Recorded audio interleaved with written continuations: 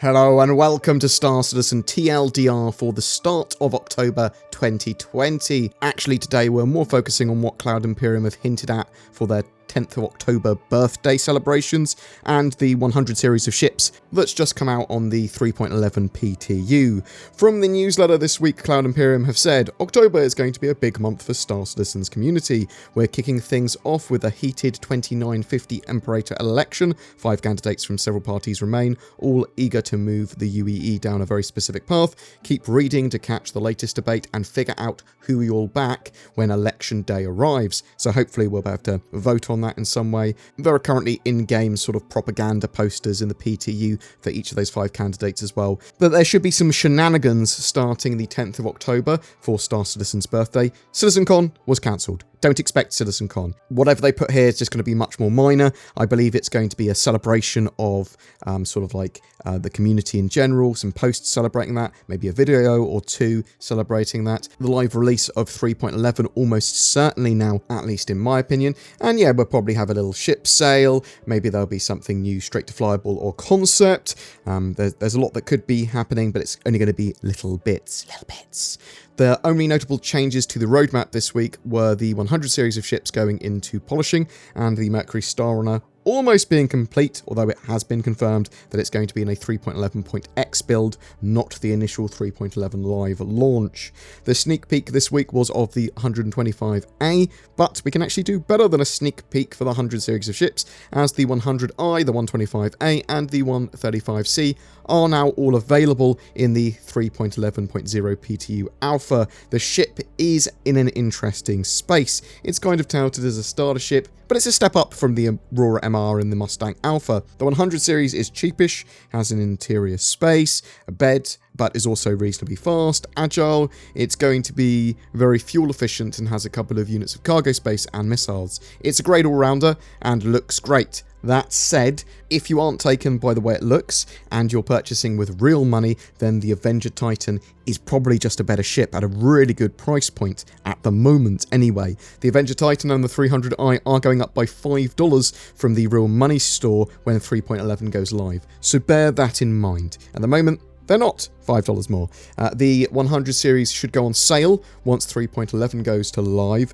I'll quickly actually do you a rundown of what the ships have equipment-wise at the moment. So they all have 2 size 3 weapon mounts, which is pretty good if you think about it, if you want to give them fixed size 3 weapons. But by default, they come with 2 size 2 gimbaled laser cannons, and they all run small components for everything. They've got 2 coolers though, which might give you an edge with cooling, maybe. It sort of needs 2 coolers, most ships do. The 100i and 135C have 2 size 2 missiles. The 125A has 6 size 2 missiles. I believe that all of those missiles are from integrated launchers, so you can't change the amount or size of missiles, but you can change the type of missiles that you put in there. The 100i and 125A have 2 units of cargo space each, and the 135C has 6 cargo units rather than 2, which is reasonable for its size, I suppose. And that's pretty much the differences at the moment. I'm only really interested in the 100i, though I suppose if they're all mega cheap in game, then get the 125A if you're a little bit more combat-y, and the 135C if you wanted some cargo. I'm hoping that these sort of these ships in the Reliance are at a very good price point so that they are sensible to go to, because otherwise I'm just going to be going to the Avenger Titan all the time. Do you know what I mean? Actually, the speed, the 125A is supposed to be faster from the series of the 100 series, and the 135 slower, and the 100i in the middle. So I'm waiting to see whether they actually fully balance this for the live build, because sometimes they do tweaks just at the end. So before I give you hard numbers, let's wait to see when that balances. The ability to sleep in the ship, as well as a usable internal space and access to the components very easily, is all incredibly useful. It's certainly one I'll be getting a lot of in-game, for at least shuttles for myself, I would expect. But as I said, for real money, I think the Avenger Titan's in a better place, and if they're too similar to cost-wise to the Avenger Titan in-game, I'll probably be going the Titan route again. We do have another 3.11.0 PTU patch, the M patch. This plows through a lot more of the bugs that were found in the PTU and ones that they haven't previously solved, which is good that they're getting through them. Some infinite load screens were fixed. They've made The laws work more as intended. Ship pips now work in green zones. Yay, I can actually aim. There were a load of feature updates as well. So minables, gem minables specifically for the rock and for the multi-tool orbit attachment, they have basically tried to make mining on certain planets and moons more profitable if you want to go mining there, by sort of increasing the variety of spawned minerals there. So you're not just going to always be going there for dollar vine. You're now going to be finding a nice wide range of materials and go, oh yes, this is good to mine. They've reduced the number of clean upper moon vehicles per player from 3 to 2. Basically, you can spawn 2 vehicles yourself. Is the idea there at the moment. They've made leans for force reactions less severe for G-forces and ships. They've re-implemented box all function to the updated inventory system. They've temporarily reverted countermeasure names back to flare and chaff, so they're no longer decoy, which is flare, and noise field, which is chaff. But that's what chaffs and flares are, so it's all good. They've adjusted ship computer verbosity presets. High preset enabled by default is now exactly the same as full, just without the proximity warning. The patch is left with a couple of handfuls of blockers, which is actually pretty good at this stage. Cloud Imperium are plowing through those as well. Port Olisar will currently trap you in a death loop if you go there. Avoid going there. But if they can solve some of the derpy AI, server issues, performance stuff, 30Ks and general stability, then I actually think 3.11 as a branch is in a pretty solid place for gameplay, and they've certainly made improvements throughout this current sort of PTU cycle. Very much on the playable side of playable alpha if they get that done right. Star Citizen Live this week looked at their environmental building tools.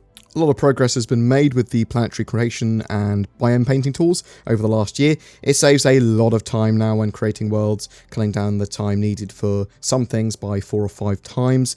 These tools blend materials and textures that saves even more time and has great results. They have more assets and variations of them, as well as techniques now to help deal with seeing patterns and repetition from a distance. Terrain features blend extremely well with the rest of the terrain and mean that there is much less of a need for artist intervention with planets and moons. There was an email going around saying that Cloud Imperium were going to be restricting the gifting of ships further. That was confirmed as fake by CIG's Molly. There aren't any gifting changes for ships coming to the game anytime soon as far as I'm aware.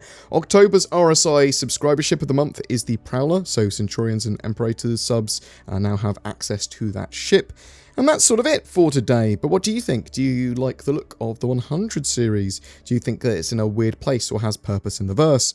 Are you playing in the 3.11 PTU? What are your experiences? What do you think we'll see on the 10th of October from Cloud Imperium? Whatever your thoughts, I'd love to hear from you in the comments below.